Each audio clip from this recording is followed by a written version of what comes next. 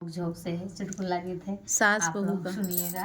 आप सबको कैसा लगता है कमेंट करके जरूर रहिएगा।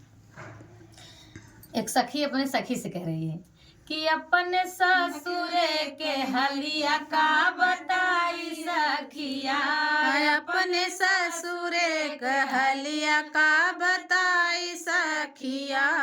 पहिल पहिल जब आईली ससुरवा, पहिल पहिल जब आइले ससुरवा का बताई सखिया, का बताई सखिया।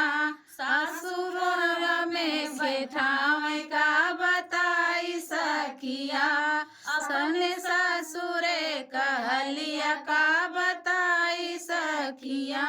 दूसरी निबार जब गाइली ससुरवा, दूसरी निबार जब गाइली ससुरवा का बताई सखिया, का बताई सखिया।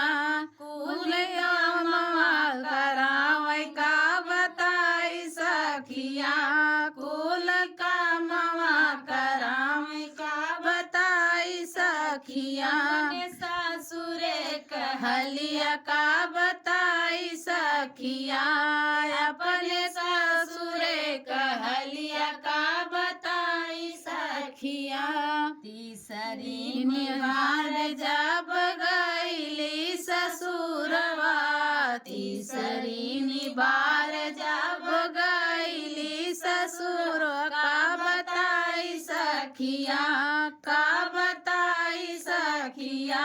सासू झगड़ा खूब मचावे का बताई सखिया, सासू झगड़ा खूब मचावे का बताई सखिया। ससुरे कहलिया का बताई सखिया, चौथी निबार जब गईले ससुरवा, चौथी निबार जब गईले ससुरवा का बताई सखिया, का बताई सखिया।